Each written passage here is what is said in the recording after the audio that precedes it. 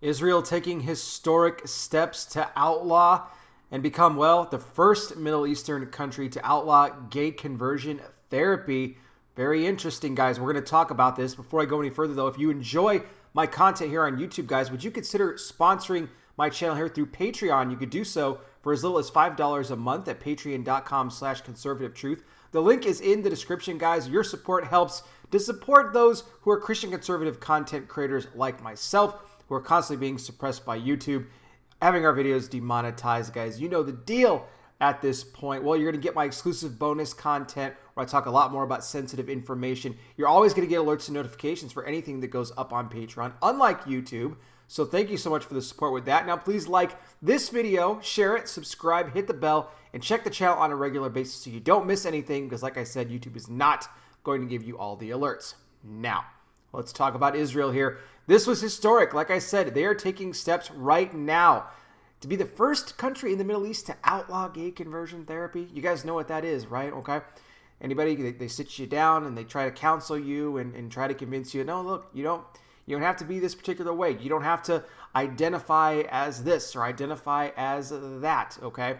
Well, this is really affected largely in America as well. Christian, counselors, Christian therapists, this is targeting them. I mean, they've outlawed this in cities in America, which is crazy. Now, Israel is taking steps to do that as well. The left-leaning Meretz Party introduced this bill to the Knesset, and they did a vote on it already, and it passed 42-36. Now, it has two more hurdles to climb. They're going to have to pass two more rounds of voting, but they also face possible blocking here by the center-right coalition. So even if it does go through two more rounds and pass, it could still yet be blocked. But LGBT advocates and groups in Israel are celebrating this as a huge victory right now. In fact, they are already celebrating as if the law has already passed. But a lot of people are telling them to pump the brakes as they're not there quite yet. They're just getting the ball rolling as of right now. We'll see where this all ends up taking place. And you look at Israel here, you wouldn't think something like this would be happening here. God's looking down and he's not pleased if a law like this was in fact passed. It's very important that you love people, but that you also explain to them what sin is, because you can love a person all day long, but you also love them right over to hell. And that's not something that you want to do as well. We need to actually teach these people what the Word of God says.